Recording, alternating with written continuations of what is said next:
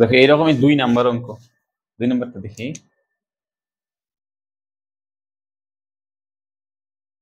একটি ফুটবলে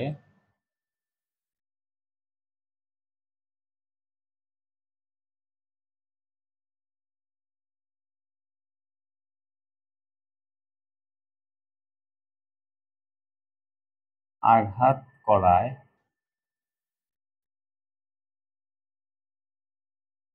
করায় ফুটবলটি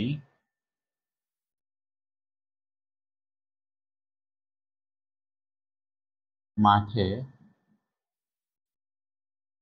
সুষম মন্দনে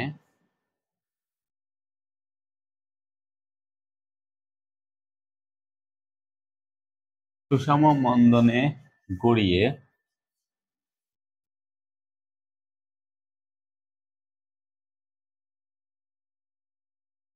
90 মিটার দূরত্ব অতিক্রম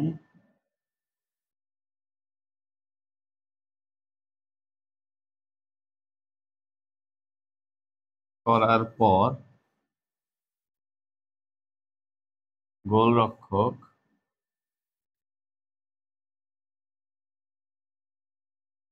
বলটি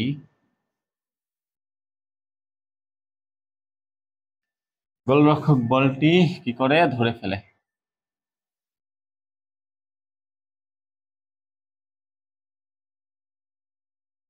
আচ্ছা, আঘাতের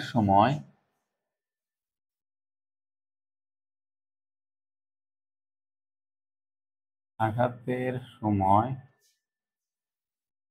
বলটির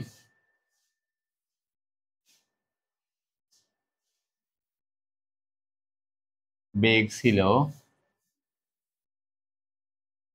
108 কিলোমিটার পার আওয়ার। ঠিক আছে, তাহলে দেখো, একটি ফুটবলে আঘাত করায় ফুটবলটি মাঠে সুষম মন্দনে গড়িয়ে 90 মিটার দূরত্ব অতিক্রম করার পর গোলরক্ষক বলটি ধরে ফেলে। আঘাতের সময় বলটির বেগ ছিল 108 কিলোমিটার পার আওয়ার। প্রথম প্রশ্ন দেখো, 1 নম্বর প্রশ্ন, গোলরক্ষক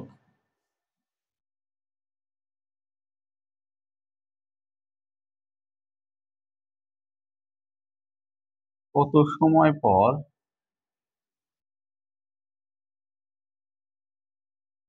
সময় পর বলটি ধরতে পারবে?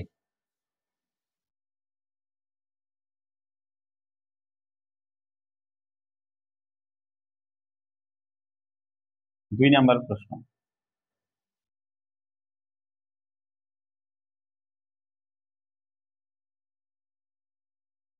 একই বেগে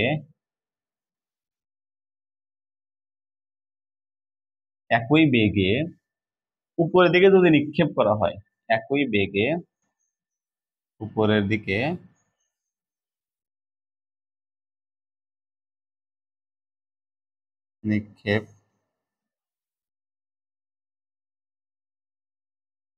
নিক্ষেপ করা হলে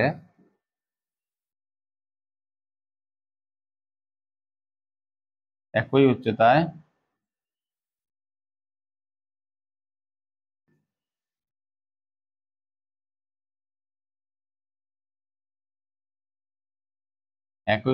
ওঠা সম্ভব কি না? 3 নম্বর প্রশ্ন, যদি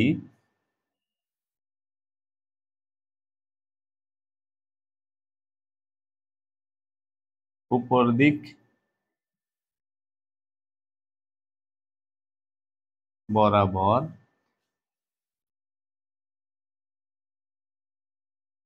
একই উচ্চতায়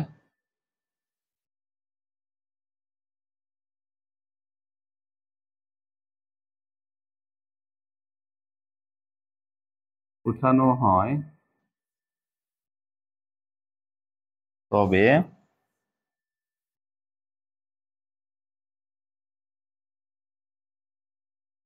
বেগের মান কিরূপ পরিবর্তন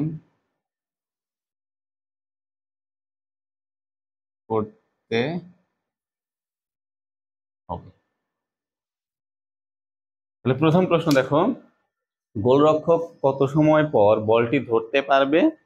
2 নাম্বার প্রশ্ন, একই বেগে উপরের দিকে নিক্ষেপ করা হলে একই উচ্চতায় ওঠা সম্ভব কিনা? 3 নাম্বার প্রশ্ন, যদি উপর দিক বরাবর একই উচ্চতায় উঠানো হয় তবে বেগের মান কিরূপ পরিবর্তন করতে হবে? আচ্ছা, তাহলে প্রথম প্রশ্নটা দেখো, 1 নাম্বার কি আছে যে গোলরক্ষক কত সময় পর বলটি ধরতে পারবে। তাহলে আমরা প্রশ্নের দিকে আসি। দেখো, একটি ফুটবলে আঘাত করায় ফুটবলটি মাঠে সুষম মন্দনে গড়িয়ে 90 মিটার দূরত্ব অতিক্রম করে। তাহলে আমরা এখানে দেখো যা যা আছে আমরা একটু এখানে তুলে নিই। যে আদি বেগ দেয়া আছে, তাই না?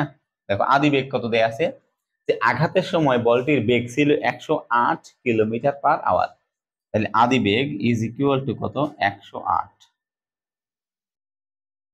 Kilometre per hour. আচ্ছা, তাহলে কিলোমিটার পার আওয়ার, বেগের একক তো মিটার পার সেকেন্ড, তাহলে কিলোমিটার পার আওয়ারকে আমরা কিসে নিয়ে যাবো, মিটার পার সেকেন্ডে। এটাকে তো আমরা শর্টকাট শিখছি, জানি। তাহলে সেটা কি 3.6 দ্বারা ভাগ করলে কত আসবে, 30 মিটার পার সেকেন্ড। তাহলে আদি বেগ 30 মিটার পার সেকেন্ড পাইছি, তাই না? আচ্ছা, এখন দেখো আমরা এখান থেকে ভি কিন্তু পাবো, ভি শেষ বেগ। শেষ বেগ কিভাবে হয়, যে গোল তোমার ধরো বলটি এদিকে যাচ্ছে, এই একটা বল, এই একটা ফুটবল, ফুটবলটা এদিকে যাচ্ছে, আর এখান থেকে ধরো এই যে তোমার একটা গোলরক্ষক আছে, এখন গোলরক্ষক এখান থেকে বলটা ধরে ফেলবে এই দিক বরাবর। তাহলে বল যাচ্ছে এইদিকে, বলের গতি ওইদিকে, গতিবেগ ওইদিকে, আর এই যে গোলরক্ষক গোলকিপার এই বলটাকে এখানে ধরে ফেললো, এখানে আটকায় ফেললো, তাই না? তাহলে দেখো গতির বিপরীতে কাজ করা হলো না। ফুটবলটা যাচ্ছে ওই দিক বরাবর, ফুটবলটা যাচ্ছে ওই দিক বরাবর, কিন্তু গোলরক্ষক এখানে আগেই ধরে ফেললো। তাহলে ধরে ফেলা মানে হইতেছে তার শেষ বেগের মান কত, 0, কারণ গতির বিপরীতে শেষ বেগ 0। এই তো শেষ বেগের মান কিন্তু 0 মিটার পার সেকেন্ড। এখন দেখো সরণ দেয়া আছে বা দূরত্ব, যে সুষম মন্দনে গড়িয়ে 90 মিটার দূরত্ব অতিক্রম করার পর গোলরক্ষক বলটি ধরে ফেলে। তার মানে এই বল থেকে এই যে গোলরক্ষকের দূরত্ব হলো কত, 90 মিটার। ঠিক আছে, তাহলে এই যে এস এস সমান 90 মিটার। তাহলে আমাদের কি বের করতে বলছে, গোলরক্ষক কত সময় পর বলটি ধরতে পারবে, তাহলে সময় বের করতে বলছে না? তাহলে এই যে টি ইজ ইকুয়াল টু। আচ্ছা, এখন কথা, যে আমরা তো একটা জিনিস জানি, যে সরণ ও শেষ বেগ থাকলে সূত্র কি হয়, ভি স্কয়ার সমান ইউ স্কয়ার প্লাস 2as। তাহলে এই সূত্র প্রয়োগ করো। এই যে ভি স্কয়ার সমান ইউ স্কয়ার প্লাস 2as। আচ্ছা, এখন কথা, সব ঠিকঠাক আছে, কিন্তু এর মধ্যে দেখো টাইমটা নাই। আচ্ছা, মনে করো যে টাইম আমরা অন্য সূত্র দিয়ে আমরা টাইম বের করব। তাহলে দেখো এর মধ্যে আমাদের এটা নাই, এর মান তো নাই, তাহলে এর মান আমরা এখান থেকে বের করতে পারবো, সব মান আছে। তাহলে এর মান যদি আমরা বের করি তাহলে দেখো তো কি হয়, 0 স্কয়ার, ইউ স্কয়ারটা এই পাশে আসলে মাইনাস ইউ স্কয়ার হবে, আর 2s ওই পাশে যে কি হবে, ভাগ হবে। তাহলে এর মান কি পাবো, ঋণাত্মক পাবো, কিন্তু মাইনাস, কারণ ইউ প্লাস এই পাশে আসলে হবে মাইনাস। আর এই যেখানে দেখো দেখা আছে যে বলা আছে ফুটবলটি মাঠে সুষম মন্দনে, এই যে মন্দন মানে কি, ঋণাত্মক ত্বরণ না, মন্দন মানে ঋণাত্মক ত্বরণ। তাহলে এটার মান যখন আমরা বের করব তখন কি আসবে, মাইনাস মান আসবে, এই যে যা এখানে আছে সুষম মন্দনে গড়িয়ে। ঠিক আছে, তো তাহলে আমরা সহজ একটা সূত্র প্রয়োগ করব এখানে, সহজ সূত্র, সেটা আবার কি, যে সরণ আছে শেষ বেগ আছে কিন্তু ত্বরণ নাই, সরণ আছে শেষ বেগ আছে কিন্তু ত্বরণ না থাকলে আমরা কোন সূত্র প্রয়োগ করতে পারি, দেখো সরণ আছে শেষ বেগ আছে কিন্তু ত্বরণ নাই, সেই ক্ষেত্রে আমরা প্রয়োগ করতে পারি হলো এই যে এই সূত্রটা প্রয়োগ করতে পারি,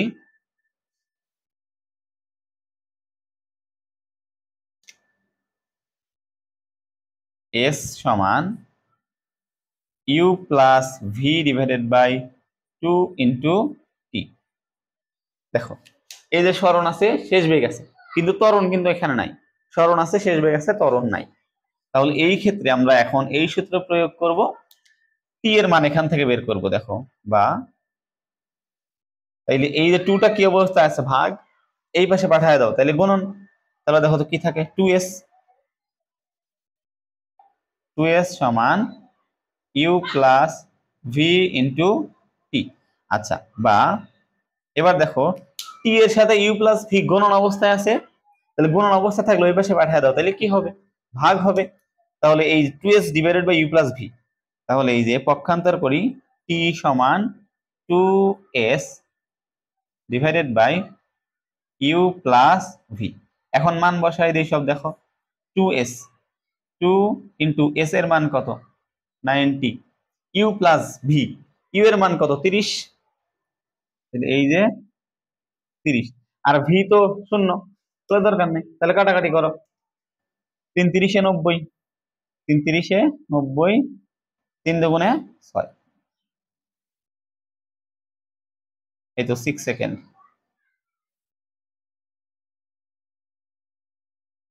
তাহলে গোলরক্ষক 6 সেকেন্ড পর বলটি ধরতে পারবে। এরপর দেখো 2 নাম্বার। 2 নাম্বার বলা আছে একই বেগে উপর দিকে নিক্ষেপ করা হলে একই উচ্চতা ওঠা সম্ভব কি না। তাহলে 2 নাম্বারটা আমরা দেখি এখন।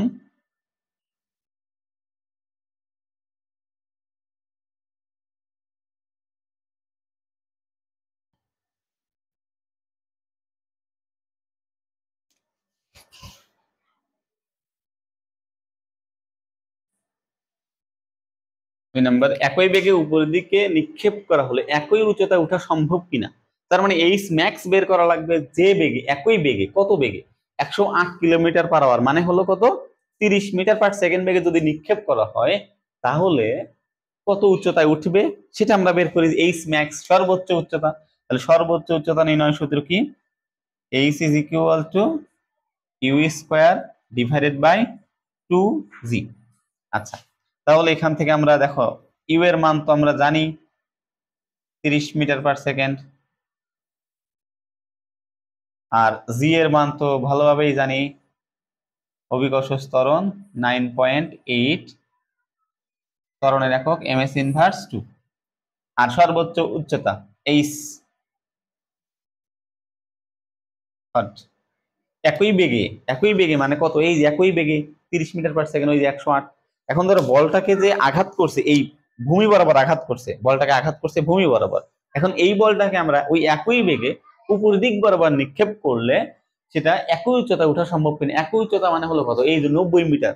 তাহলে দেখো 30 মিটার পার সেকেন্ড বেগে নিক্ষেপ করার ফলে ভূমিতে কত দূর অতিক্রম করছে, 90 মিটার পথ অতিক্রম করছে। কিন্তু এখন আমরা এই যে বলটাই, এই বেগটাই আমরা উপর দিক বরাবর দিব, উপর দিক বরাবর দিয়ে দেখবো যে সে 90 মিটার উচ্চতায় উঠে কিনা। তাহলে এইচ ম্যাক্স বের করবো, সর্বোচ্চ উচ্চতা বা বড় হাতের এইচ। তাহলে এই যে দেখো ইউ স্কোয়ার, ইউ এর মান কত, 30 না, তাহলে এই যে 30 স্কোয়ার ডিভাইডেড বাই 2 ইন্টু 9.8, তাহলে দেখো মান কত আসে, 30 স্কোয়ার ভাগ 19.6, 45.918, এই 45.918 মিটার। তাহলে দেখো উপরের দিকে নিক্ষেপ করা হলে একই উচ্চতা ওঠা সম্ভব কি না, কারণ একই উচ্চতা বলতে কত, এই যে 90 মিটার, আর উঠছে কত, 45.918 মিটার, তাহলে 90 মিটার কিন্তু উঠে নাই। তাহলে কি একই উচ্চতায় ওঠা সম্ভব না। একই উচ্চতায়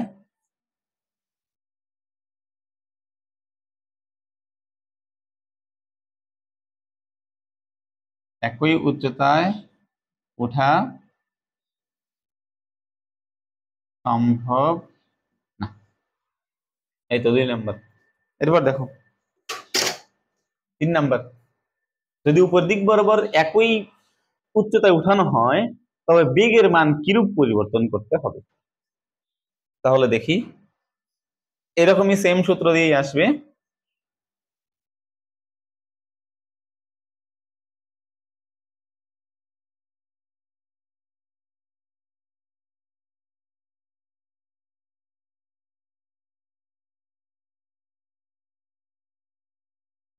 আচ্ছা, 3 নম্বর দেখো, যদি উপর দিক বরাবর একই উচ্চতায় উঠানো হয়, তাহলে একই উচ্চতা এখানে কত? 90 মিটার। এই যে 90 মিটার, তাহলে এইচ এর মান আমরা এখন দিব কত? 90 মিটার। একই উচ্চতায় 90 মিটার। ঠিক আছে, উঠানো হয়, তবে বেগের মান কিরূপ পরিবর্তন করতে হবে, তার মানে কি বের করা লাগবে? এই যে আদি বেগ না, এই যে ইউ এর মান বের করা লাগবে। তাহলে দেখো, মান বসাও এখন। আচ্ছা, মান পরে বসে, আগে আমরা কনভার্ট করি যে 2g কি অবস্থা আছে, ভাগ অবস্থায় আছে, আমাদের দরকার ইউ এর মান। তাহলে 2g ভাগ এই পাশে পাঠায় দাও, তাহলে কি হবে? গুণন। বা তাহলে ইউ স্কোয়ার সমান কি থাকে? এইচ টু জি থাকে কিন্তু, তাই না? নিচে লিখে দিই। বা তাহলে ইউ স্কোয়ার সমান এইচ টু জি। এই তো। এখন দেখো, ইউ স্কোয়ার ওই পাশে পাঠায় দাও, তাহলে কি হবে? রুট ওভার হবে না? তাহলে বা ইউ সমান এই যে রুট ওভার এইচ টু জি। মান বসাও এখন সব। এইচ এর মান কত? এই যে 90 মিটার, গুণন 2, গুণন জি এর মান 9.8। তাহলে দেখো কত আসে? 90 গুণন 2 গুণন 9.8 সমান রুট ওভার 42।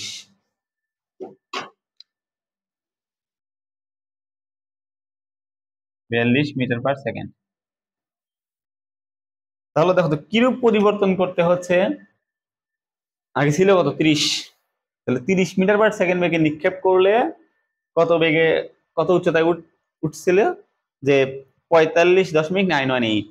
তাহলে কত বেগে নিক্ষেপ করলে সে একই উচ্চতায় উঠানো হয়, একই উচ্চতায় উঠবে? এই যে 42 মিটার/সেকেন্ড। তাহলে বেগের মান কিরূপ পরিবর্তন করতে হবে? 12 মিটার/সেকেন্ড বাড়াতে হবে, কারণ আগে ছিল 30। আগে ছিল আগে ছিল 30 মিটার/সেকেন্ড। আচ্ছা, আর কার্যকর বেগ মানে তাকে দিতে হবে কত? 42। তাহলে কার্যকর মানে দিতে হবে, তাহলে পরিবর্তন করতে হবে কতটুকু? এই যে 42 পাইছি, তাহলে পরিবর্তন করতে হবে বা বাড়াতে হবে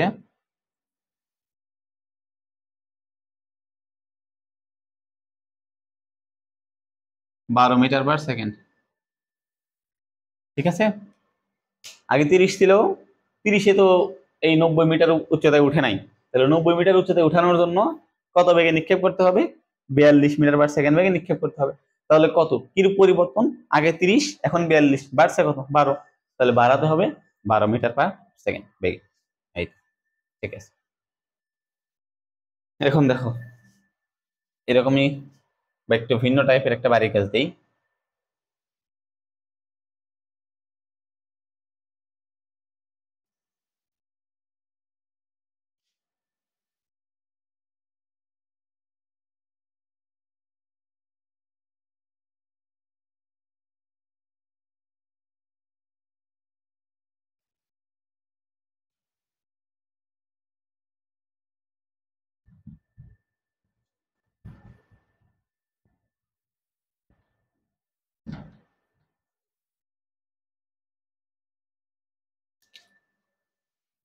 তিন নাম্বার দেখো,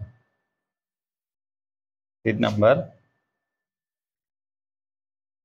1 কিলোমিটার দীর্ঘ দীর্ঘ একটি সেতুর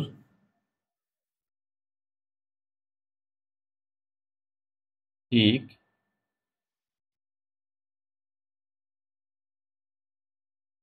অপর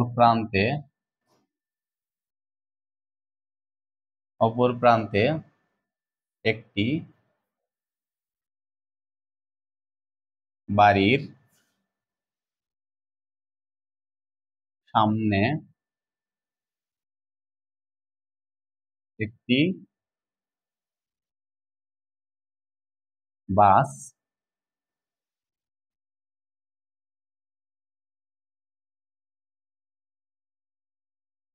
দাঁড়িয়ে ছিল। স্থির অবস্থান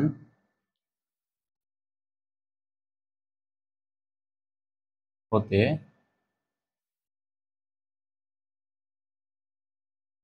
যাত্রা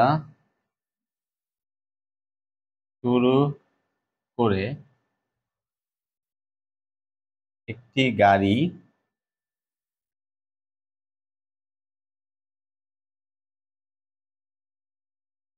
একটি গাড়ি 0.56 মিটার পার সেকেন্ড স্কয়ার ত্বরণ নিয়ে 1 মিনিট চলার পর বাসটিকে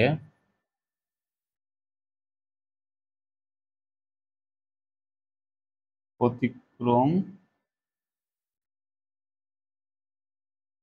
করে থেমে গেল।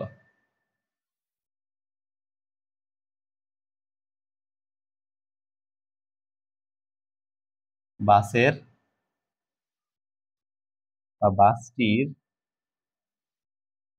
দৈর্ঘ্য নির্ণয় করো। বাসটির দৈর্ঘ্য সমান কত?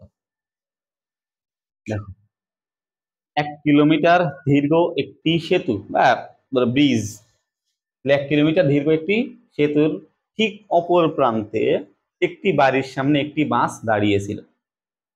স্থির অবস্থান হতে যাত্রা শুরু করে একটি গাড়ি 0.56 মিটার পার সেকেন্ড স্কয়ার ত্বরণ নিয়ে 1 মিনিট চলার পর বাসটিকে অতিক্রম করে থেমে গেল। বাসটির দৈর্ঘ্য নির্ণয় করো। একটু মাথা খাটাবে, চেষ্টা করে দেখবে একটু। তাহলে এটা তোমাদের হোমওয়ার্ক।